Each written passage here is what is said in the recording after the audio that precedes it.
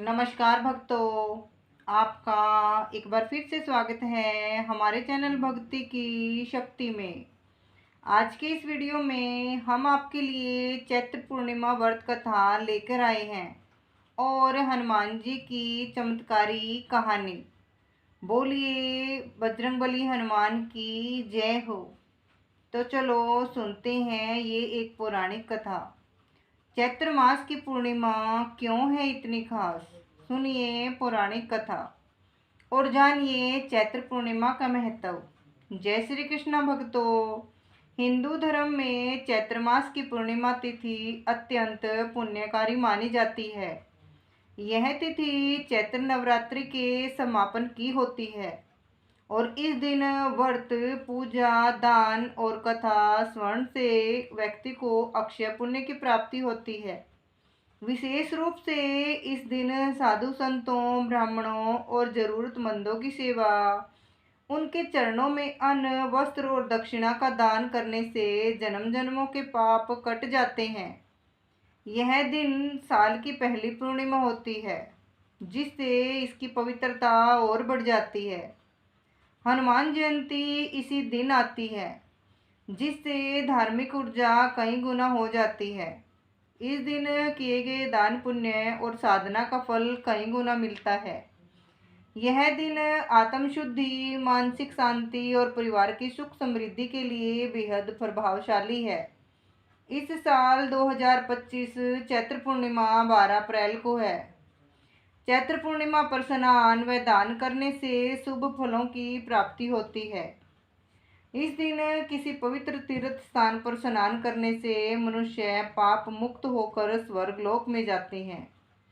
सनातन धर्म में कोई भी व्रत व उपवास बिना व्रत कथा के अधूरा माना जाता है। इसलिए चैत्र पूर्णिमा या हनुमान जी का व्रत करते समय भी कथा अवश्य पढ़नी चाहिए। आज हम आपको चैत्र पूर्णिमा की कथा के साथ साथ हनुमान जी के जन्मोत्सव की पावन कथा का भी स्मरण कराएंगे। अतः भक्तों, आपसे निवेदन है कि आप सभी कथाओं को श्रद्धा भाव से पूरा अंत तक अवश्य सुने। तो आइए जानते हैं चैत्र पूर्णिमा व्रत के बारे में। जय श्री कृष्ण भक्तों, आप सभी श्रोताओं का दिन शुभ और मंगलमय हो।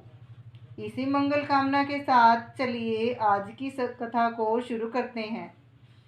चैत्र मास की पूर्णिमा जीवन में शुभ फल प्रदान करती है और माता लक्ष्मी जी की कृपा से धन का लाभ मिलता है। चैत्र पूर्णिमा के दिन गंगा स्नान करने से साधक को शुभ फल की प्राप्ति होती है। साथ ही चैत्र पूर्णिमा के दिन चंद्रदेव और धन की देवी माँ लक्ष्मी एवं भगवान श्री लक्ष्मी नारायण जी की विधि पूर्वक पूजा और व्रत करने का विधान है। इसलिए चैत्र पूर्णिमा के दिन गंगा स्नान किया जाता है। इस दिन चंद्रमा 16 कलाओं से परिपूर्ण होता है। पूर्णिमा तिथि के दिन जो व्यक्ति स्नान दान के कार्य करता है वह शुभ फलदायी माना जाता है। पौराणिक मान्यताओं के अनुसार पूर्णिमा का व्रत करने से व्यक्ति को सभी दुख और कष्टों से मुक्ति मिलती है। तो आज हम आपको चैत्र पूर्णिमा की बड़ी ही दुर्लभ कथा सुना रहे हैं। तो आप लोग बड़ी ही श्रद्धा और प्रसन्नचित मन से इन कथाओं को पूरा अवश्य सुनिए। श्री कृष्ण ने यशोदा जी को बताया कि 32 पूर्णिमाओं के व्रत करने से क्या फल मिलता है और सर्वप्रथम इस व्रत को मृत्युलोक में किसने किया था।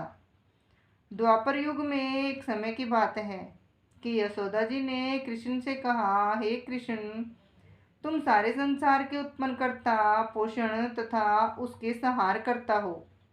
आज कोई ऐसा व्रत मुझसे कहो जिसके करने से मृत्युलोक में स्त्रियों को विधवा होने का भय न रहे तथा यह व्रत सभी मनुष्यों की मनोकामना पूरी करने वाला हो।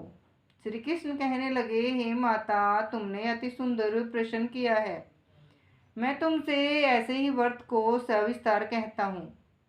सौभाग्य की प्राप्ति के लिए स्त्रियों को दुर्वासिंत अर्थात 32 पूर्णिमाओं का व्रत करना चाहिए। इस व्रत को करने से स्त्रियों को सौभाग्य संपत्ति मिलती है। वह व्रत अचल सौभाग्य का देने वाला और भगवान शंकर के प्रति मनुष्य मात्र की भक्ति को बढ़ाने वाला है। यशोदा जी कहने लगी, हे कृष्ण, सर्वप्रथम इस व्रत को मृत्युलोक में किसने किया था? इसे विषय विस्तार पूर्वक मुझसे कहो। श्री कृष्ण जी कहने लगे कि इस भूमंडल पर एक अत्यंत प्रसिद्ध राजा चंद्रहास से पालित अनेक प्रकार के रत्नों से परिपूर्ण कातिका नाम की एक नगरी थी। वहाँ धनेश्वर नाम का एक ब्राह्मण था और इसकी स्त्री अति सुशील रूपवती थी। दोनों ही उस नगरी में बड़े प्रेम के साथ रहते थे। घर में धन धान्य आदि की कोई कमी नहीं थी। उनको एक बड़ा दुख था, उनके कोई संतान नहीं थी, जिस वजह से वह बहुत दुखी रहते थे। एक दिन एक बड़ा तपस्वी योगी उस नगरी में आया। वह योगी बाकी सभी घरों से भिक्षा मांगकर भोजन किया करता था, लेकिन उस ब्राह्मण के घर से भिक्षा नहीं मांगा करता था। एक दिन योगी गंगा किनारे भिक्षा मांगकर प्रेम पूर्वक खा रहा था कि धनेश्वर ने योगी को यह सब करते देख लिया।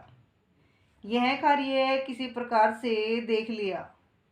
अपनी भिक्षा अनादर से दुखी होकर धनेश्वर योगी से बोले, और सभी घरों से भिक्षा लेते हो, परंतु आप कभी मेरे घर से भिक्षा नहीं लेते, इसका कारण क्या है? योगी कहने लगा कि आपके धर्म हमें इस बात की आज्ञा नहीं देता क्योंकि अभी आप गृहस्थ जीवन में एक सुख से वंचित हैं। आपके घर संतान होने पर मैं आपके घर से भी भिक्षा स्वीकार कर लूँगा। उन्होंने कहा कि जिसे संतान नहीं है उसके घर से भिक्षा लेने से मेरे भी पतित हो जाने का भय है। धनेश्वर यह सब बात सुनकर बहुत दुखी हुआ और हाथ जोड़कर योगी के पैरों में गिर पड़ा तथा दुखी मन से कहने लगा कि आप मुझे संतान प्राप्ति के उपाय बताएं। मुझ पर अवश्य ही कृपा कीजिए। धन की मेरे घर में कोई कमी नहीं है, लेकिन मैं संतान न होने के कारण अत्यंत दुखी हूँ। आप मेरे इस दुख का हरण कीजिए। यह सुनकर योगी कहने लगे, तुम चंडी की आराधना करो। घर पहुंचकर उन्होंने यह सारी बात अपनी पत्नी को बताई और खुद वन में चला गया। वन में पहुंचकर उसने चंडी की आराधना की और उपवास किया। चंडी ने 16 दिन उसको सपने में दर्शन दिए और कहा कि हे धनेश्वर, जा तेरे पुत्र होगा, लेकिन उसकी आयु केवल 16 वर्ष ही होगी। 16 वर्ष की आयु में ही उसकी मृत्यु हो जाएगी। अगर तुम दोनों पति पत्नी 32 पूर्णिमासियों का व्रत करोगे तो वह दीर्घायु का हो जाएगा। जितनी तुम्हारी सामर्थ्य हो उतने दिए जलाकर शिव जी का पूजन करना, लेकिन पूर्णमासी 32 ही होनी चाहिए। सुबह होते ही तुम्हें इस स्थान के पास एक आम का पेड़ दिखाई देगा। उस पर चढ़कर एक आम तोड़कर अपने घर ले जाना। अपनी स्त्री को इसके बारे में बताना। सुबह नहाने के बाद वह स्वच्छ होकर भगवान शिव शंकर जी का ध्यान करके उस आम को खा ले। तब शंकर भगवान की कृपा से उसको गर्भधारण होगा। जब ब्राह्मण सुबह उठा तो उसे उस स्थान पर एक आम का पेड़ दिखाई दिया और वह उससे एक आम तोड़ने के लिए चढ़ा, लेकिन वह पेड़ पर चढ़ नहीं पा रहा था। यह देखकर उसे बड़ी चिंता हुई और भगवान गणेश की उपासना करने लगा और कहा कि हे ध्यानिदे, अपने भक्तों के विघ्नों का नाश करके उनके मंगल कार्य को करने वाले, दुष्ट का नाश करने वाले, रिद्धि सिद्धि देने वाले, आप मुझे इतना बल दें कि मैं अपनी मनोकामना पूरी कर सकूं। इसके बाद वह पेड़ से आम तोड़कर अपनी पत्नी के पास पहुंचा। उसकी पत्नी ने अपने पति के कहे अनुसार उस आम को खा लिया और वह गर्भवती हो गई। देवी की कृपा से उसे बहुत सुंदर बेटा पैदा हुआ। उसका नाम उन्होंने देवीदास रखा। माता पिता के खुश और शौक के साथ वह बालक बड़ा होने लगा। भगवान की कृपा से बालक बहुत ही सुंदर और सुशील था और पढ़ाई लिखाई में भी बहुत ही होशियार था। दुर्गा जी के कथानुसार उसकी माता ने 32 पूर्णमासी का व्रत रखा। जैसे ही 16वां वर्ष आया, दोनों पति पत्नी बहुत दुखी हुए, कहीं उनके पुत्र की मृत्यु न हो जाए। उन्होंने सोचा कि अगर उनके सामने यह सब हुआ तो वह कैसे देख पाएंगे। तभी उन्होंने एक देवीदेस दास के मामा को बुलाया और कहा, 1 वर्ष के लिए देवीदास को काशी में पढ़ने के लिए भेज दिया। 1 वर्ष के बाद उसे वापस लेकर आ जाना। देवीदास अपनी माता के साथ एक घोड़े पर सवार होकर चल दिया। उसके मामा को भी यह बात पता नहीं थी। दोनों पति पत्नी ने 32 पूर्णमासी का व्रत पूरा किया। दूसरी तरफ मामा और भांजा दोनों रात गुजारने के लिए रास्ते में एक गांव में रुके। उस दिन उस गांव में एक ब्राह्मण की पुत्री का विवाह होने वाला था। जिस धर्मशाली में वह व्रत और बारात के बाकी लोग रुके हुए थे, उसी धर्मशाला में देवीदास और उसका मामा भी ठहरा हुआ था। उधर कन्या को तेल आदि चढ़ने के बाद जब विवाह का समय आया तो वर की तबीयत खराब हो गई। वर के पिता ने अपने परिवार वालों से विचार विमर्श करके कहा कि यह देवीदास मेरे पुत्र जैसा ही है, मैं इसके साथ विवाह करा दूं और बाद में बाकी सारे काम मेरे बेटे के साथ पूरे हो जाएंगे। ऐसा कहने के बाद वर के पिता देवीदास को मांगने के लिए उसके मामा के पास गए और उन्हें सारी बात बताई। मामा ने कहा कि कन्या दान में जो कुछ भी मिलेगा वो हम तुम्हें दे देंगे। वर के पिता ने बात स्वीकार कर ली। इसके बाद देवीदास का विवाह कन्या के साथ हो गया। इसके बाद वह अपनी पत्नी के साथ भोजन न कर सका और मन में विचार करने लगा कि न जाने यह किसकी पत्नी होगी। यह सोचकर उसकी आंखों में आंसू आ गए। तभी वधू ने पूछा कि क्या बात है, आप उदास क्यों हैं? तब उसने सारी बातें पत्नी को बता दी। तब कन्या कहने लगी, यह ब्रह्म विवाह के विपरीत है। आप ही मेरे पति हैं, मैं आपकी ही पत्नी रहूंगी, किसी अन्य की नहीं।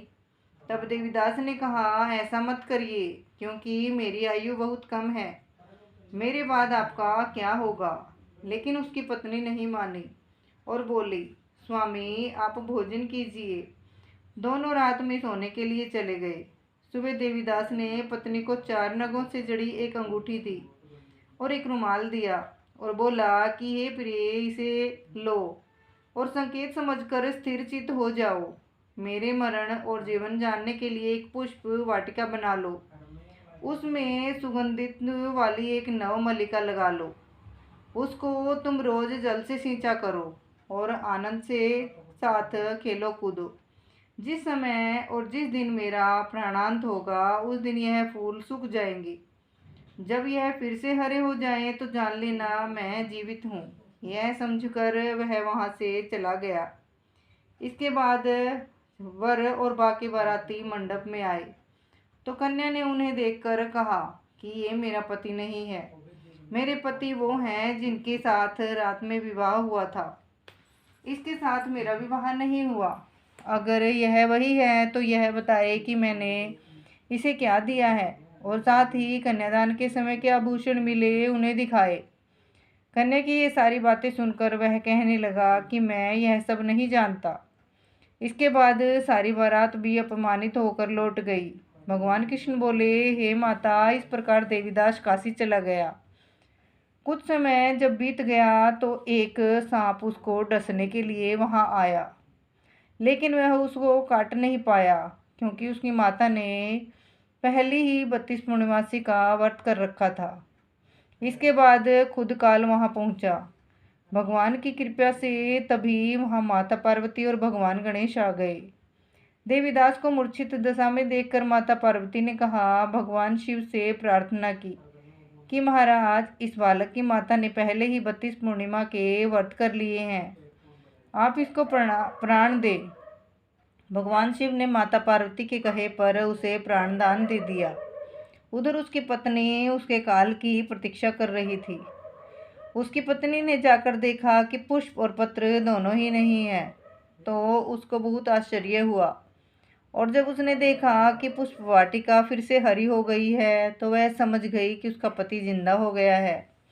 इसके बाद वह बहुत ही खुश होकर अपने पिता से कहने लगी कि मेरे पति जीवित हैं, उनको आप ढूंढ कर लेकर आइए। जब 16वां वर्ष व्यतीत हो गया तो देवीदास भी अपने मामा के साथ काशी चल दिया। इधर उसकी पत्नी के परिवार वाले उन्हें ढूंढने के लिए जा ही रहे थे कि उन्होंने देखा कि देवीदास और उसका मामा उधर ही आ रहे हैं। उसको देखकर उनके ससुर बहुत प्रसन्न हुए और उसे अपने घर ले आए। वहाँ सारा नगर इकट्ठा हो गया और कन्या ने भी उसे पहचान लिया। देवीदास इसके बाद अपनी पत्नी और मामा को लेकर वहाँ से चल दिया। उसके ससुर ने भी उसे बहुत धन दहेज दिया। जब वह अपने घर की तरफ चल रहा था तो उसके माता पिता को लोगों ने खबर कर दी, तुम्हारा पुत्र देवीदास अपनी पत्नी और मामा के साथ आ रहा है। ऐसा समाचार सुनकर पहले तो उन्हें विश्वास नहीं हुआ, लेकिन जब देवीदास आया और उसने अपने माता पिता के पैर छुए तो देवीदास के माता पिता ने उनका माथा चूमा और दोनों को अपने सीने से लगा लिया। दोनों के आने की खुशी में धनेश्वर ने बहुत दान दक्षिणा ब्राह्मणों को दी। श्री कृष्ण जी कहने लगे कि इस तरह धनेश्वर को 32 पूर्णिमाओं के व्रत के प्रभाव से संतान प्राप्ति हुई। जो स्त्रियां इस व्रत को करती हैं वह जन्म जन्मांतरों तक वैधव्य का दुख नहीं भोगती हैं और सदैव सौभाग्यवती रहती है। यह मेरा वचन है। यह व्रत संतान देने वाला और सभी मनोकामनाओं को पूरा करने वाला है। जय श्री कृष्ण भक्तों, अब आइए सुनते हैं हनुमान जयंती की विशेष कथा, जिसे सुनने मात्र से सभी देवी देवताओं की कृपा प्राप्त होती है। जय श्री राम। जब जब धरती पर अधर्म बढ़ा तब तब धर्म डगमगाएगा। तब तब प्रभु ने अपने भक्तों के माध्यम से इस सृष्टि को संभाला। ऐसे ही एक परम भक्त, परम बलशाली, परम ज्ञानी और परम विनम्र देवता का जन्म हुआ चैत्र मास की पूर्णिमा तिथि को, और वही दिन कहलाया हनुमान जयंती। पुराणों के अनुसार चैत्र पूर्णिमा के दिन मंगलवार को अंजनी माता के गर्भ से पवन पुत्र हनुमान का जन्म हुआ। उनकी माता अंजना एक अप्सरा थी जो एक श्रापवश धरती पर जन्मी थी। उन्होंने शिव भक्ति से पुत्र प्राप्ति की कामना की और उनकी तपस्या से प्रसन्न होकर भगवान शिव ने उनके गर्भ में अवतार लिया। जब अंजना ने व्रतपूर्वक चैत्र नवरात्रि के अंतिम दिन यानी पूर्णिमा के दिन प्रार्थना की, तब उन्हें पवन देव के द्वारा दिव्य फल मिला और उसी फल से हनुमान जी का जन्म हुआ। इसलिए हनुमान जी को पवन पुत्र और मारुति नंदन भी कहा जाता है। हनुमान जी केवल बलशाली नहीं, वे बुद्धिमान, शूरवीर, भक्तवत्सल्य और मर्यादा पुरुषोत्तम श्री राम के अनन्य सेवक थे। उनकी भक्ति का स्तर इतना ऊंचा था कि भगवान श्री राम ने उन्हें अजर अमर रहने का वरदान दिया। इसलिए आज भी मान्यता है कि जहाँ राम कथा होती है वहाँ हनुमान जी अदृश्य रूप में उपस्थित रहते हैं। हनुमान जयंती की कथा। पवन पुत्र हनुमान जन्म कथा। बहुत समय पहले की बात है, जब धरती करहा रही थी, पाप बढ़ रहा था, अधर्म सिर चढ़कर बोल रहा था। लंका का राजा रावण, जो कभी शिव का परम भक्त था, अब त्रिलोक का भय बन चुका था। वह ब्रह्मा से अमरता का वरदान लेकर देवताओं को परास्त कर चुका था। ब्राह्मणों के यज्ञ, ऋषियों की साधना सब रुक गए थे। धरती माता व्याकुल हो उठी। वो रोती बिलखती ब्रह्मा जी के पास पहुंची और देवताओं ने मिलकर भगवान विष्णु से प्रार्थना की, हे नारायण, अब आप ही इस सृष्टि की रक्षा करें। भगवान विष्णु बोले, मैं अवतार लूँगा राम के रूप में, लेकिन रावण को हराने के लिए मुझे ऐसे योद्धा चाहिए जो बलवान हो, बुद्धिमान हो और सबसे बढ़कर मेरे प्रति अटूट श्रद्धा रखने वाले हों। तभी शिव मुस्कुराए, मैं भी एक दिव्य बालक धरती को दूंगा जो केवल बलशाली नहीं, राम भक्ति का साक्षात स्वरूप होगा। अब कथा मोड़ लेती है हिमालय की उन वादियों में, जहाँ शांत जल प्रवाह के बीच एक गुफा में एक वानरी तप कर रही थी। नाम था अंजनी। वह एक अप्सरा थी जिसे ऋषि के शाप के कारण वानरी योनि में जन्म लेना पड़ा। लेकिन अंजनी ने हार नहीं मानी। उसने तपस्या शुरू की, शिव जी की। वर्षों तक केवल फल खाकर, नदी का जल पीकर ओम नमः शिवाय का जाप करती रही। एक ही संकल्प, हे भोलेनाथ, मुझे ऐसा पुत्र दें जो आपकी तरह तेजस्वी और तपस्वी हो। शिव प्रसन्न हुए। वहीं दूसरी ओर अयोध्या में दशरथ जी पुत्रेष्टि यज्ञ कर रहे थे। यज्ञ के बाद उन्हें दिव्य खीर मिली। उसी समय पवनदेव ने शिव की आज्ञा से उस खीर का एक भाग अंजनी तक पहुंचा दिया। अंजनी ने उसे प्रसाद मानकर ग्रहण किया और समय बीता। चैत्र मास की पूर्णिमा की रात थी। पूरा वन सुवासित था। चांदनी फैली थी। आकाश में देवताओं की स्तुति गूंज रही थी। और तब एक दिव्य बालक का जन्म हुआ। उसके शरीर से सूर्य जैसा तेज निकल रहा था। उसके जन्म से ही वनों में आनंद छा गया। फूल झड़ने लगे, पक्षी गाने लगे। देवताओं ने आकर कहा, यह कोई साधारण बालक नहीं, यह शिव का अंश है। यह पवन पुत्र है। यह वीर, बलवान, बुद्धिमान और परम भक्त होगा। एक दिन की बात है, बाल हनुमान ने आकाश में सूर्य को चमकते देखा। उन्हें लगा, वाह कैसा सुंदर लाल फल है। और वे बिना रुके उड़ चले सूर्य को खाने। वे इतने तेज थे कि चंद क्षणों में सूर्य तक पहुंच गए और उसे निगल गए। पूरी सृष्टि अंधकार में डूब गई। देवता घबरा गए।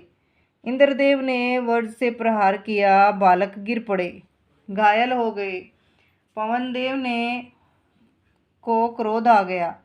उन्होंने अपनी सबसे अनमोल चीज वापस ले ली, वायु। अब त्रिलोक में सांसें थम गई। अग्नि बुझ गई, जल ठहर गया, जीवन रुक गया। देवताओं को समझ आया कि गलती उनकी है। वे ब्रह्मा जी के साथ पवनदेव के पास पहुँचे और क्षमा मांगी। उन्होंने बालक हनुमान को अमरता, अजेयता, अपराज्य बल, अष्ट सिद्धियाँ और नव सिद्धियाँ दी। हनुमान जी अत्यंत शक्तिशाली हो चुके थे। वे कभी कभी खेल खेल में ऋषियों की साधना में विघ्न डाल देते। ऋषियों ने उन्हें शाप दिया, तुम्हारी सारी शक्तियाँ तब तक निष्क्रिय रहेंगी जब तक कोई तुम्हें याद नहीं दिलाएगा। यह शाप भी वरदान बन गया। अब हनुमान जी शांति से रहते, विनम्र रहते और एक बात सोचते रहते, कब वह समय आएगा जब मेरा असली उद्देश्य प्रकट होगा। और वह समय आया जब श्री राम वनवास में थे और सीता माता का हरण हो चुका था। तब राम और लक्ष्मण श्रेयमुख पर्वत पर पहुँचे। वहाँ उन्होंने हनुमान मिले, वानर रूप में, लेकिन हृदय में भक्ति लिए। जैसे ही हनुमान ने राम को देखा, उनके भीतर की सारी शक्तियाँ जाग उठी। उन्होंने मन में कहा, अब मेरा जीवन सार्थक होगा। यही मेरे प्रभु हैं, यही मेरे आराध्य हैं। राम जी ने भी हनुमान की शक्ति को तुरंत पहचान लिया। हनुमान अब राम काज में जुट गए। एक क्षण भी विश्राम किए बिना हनुमान जी समुद्र लांघ कर लंका पहुँचे। अशोक वाटिका में सीता माँ को राम की अंगूठी दी और उन्हें विश्वास दिलाया, मैं पवन पुत्र हनुमान हूँ, श्री राम का दूत। वे आपको लेने स्यों आ रहे हैं। सीता माँ की आंखों में आंसू आ गए। आशा की किरण फिर जागी। फिर लंका दहन हुआ। रावण के दरबार में हनुमान ने दर्प से कहा, राम नाम की शक्ति को तुम समझ नहीं पाओगे रावण, समय आने दो। उन्होंने लंका को जलाया, समुद्र पार किया और राम के पास लौटे। राम रावण युद्ध में हनुमान हर और उपस्थित रहे। अंगद, जामवंत, सुग्रीव, नल, नील के साथ मिलकर उन्होंने सेतु बांधा, पर्वत उठाया, युद्ध लड़ा। वह क्षण सबसे अद्भुत था जब लक्ष्मण मूर्छित हुए और हनुमान पूरा संजीवनी पर्वत उठा लाए। राम राज्य की स्थापना के बाद सीता माँ ने उन्हें एक मोतियों का हार दिया। हनुमान उसे देखने लगे, एक एक मोती को चीरते जा रहे थे। लोगों ने पूछा, तुम ऐसा क्यों कर रहे हो? हनुमान बोले, मैं देख रहा हूँ इसमें राम और सीता का नाम है या नहीं। बिना राम नाम के मुझे कोई चीज़ प्रिय नहीं। लोगों ने हंसते हुए कहा, क्या तुम्हारे शरीर में राम बसे हैं? तब हनुमान ने अपनी छाती चीर दी और सब स्तंभ रह गए। छाती के भीतर राम और सीता साक्षात विराजमान थे। हनुमान जी ने राम से कहा, प्रभु मुझे मोक्ष नहीं चाहिए। जब तक इस सृष्टि में राम नाम गूंजता रहे मैं रहना चाहता हूँ। राम ने कहा, तथास्तु। जब तक धरती पर राम कथा होगी तुम वहाँ उपस्थित रहोगे। आज भी जहाँ भी कोई रामायण पढ़ता है, सुंदरकांड का पाठ करता है, संकट मोचन का जाप करता है, हनुमान जी अदृश्य रूप में विराजते हैं। हनुमान केवल बल के प्रतीक नहीं, वे भक्ति, सेवा, विनम्रता और निष्ठा के अद्वितीय उदाहरण है। हनुमान जयंती पर हम केवल उनका नाम नहीं मानते, हम उस भावना का उत्सव मनाते हैं जहाँ शक्ति भक्ति के चरणों में समर्पित हो जाती है। जय श्री राम, जय हनुमान, सिया राम मैं सब जग जाने, करहूँ प्रणाम जोरी जुग पानी। भक्तों, चैत्र पूर्णिमा पर हनुमान जयंती कैसे मनाई जाती है? इस दिन भक्त सूर्योदय से पहले उठकर स्नान कर हनुमान चालीसा, सुंदरकांड और रामायण पाठ करते हैं। हनुमान जी को चोला, सिंदूर, जनेऊ, लड्डू और पान अर्पण किया जाता है। मंदिरों में विशेष रूप से जय हनुमान ज्ञान गुण सागर की गूंज होती है। कई भक्त आज के दिन उपवास रखते हैं और कहते हैं, हे संकट मोचन, जैसे आपने राम के काम किए वैसे ही हमारे जीवन में भी संकट हटा दो। चैत्र पूर्णिमा की रात को जब चंद्रमा पूर्ण होता है तब हनुमान जी की भक्ति का प्रभाव भी पूर्ण होता है। मान्यता है कि इस रात को हनुमान जी की आरती और जाप करने से भय, रोग, क्लेश और शत्रु बाधा दूर हो जाती है। हनुमान जी ने हमें सिखाया है कि सच्ची भक्ति में शक्ति है और सेवा में सम्मान है। उनकी जयंती सिर्फ उनका जन्मदिन नहीं बल्कि भक्ति, शक्ति और समर्पण का पर्व है। तो आइए इस चैत्र पूर्णिमा हम सब मिलकर कहें, जय बजरंगबली, जय श्री राम के दुलारे, संकट मोचन हनुमान की जय। चैत्र पूर्णिमा केवल एक पर्व नहीं, आत्मा को शुद्ध करने का पर्व है। इस दिन किए गए पुण्य कार्य जीवन को दिशा देते हैं और मृत्यु के बाद भी आत्मा को ऊंचाई प्रदान करते हैं। हे प्रभु, हमें भी ऐसी भावना दो, हमारे हृदय में सेवा, दया और भक्ति का दीप जलता रहे। प्रेम से बोलिए, चैत्र पूर्णिमा की जय, बजरंगबली की जय, जय श्री राम, हर हर महादेव, जय श्री कृष्ण। तो भक्तों, आपको ये कथा कैसी लगी? कृपया करके एक छोटा सा कमेंट करके ज़रूर बताएं और कमेंट में जय श्री कृष्णा लिखना न भूलें। जय बजरंगबली ज़रूर लिखें। वीडियो पसंद आया हो तो लाइक करें और चैनल को सब्सक्राइब भी करें। बोलिए बजरंगबली हनुमान की जय हो।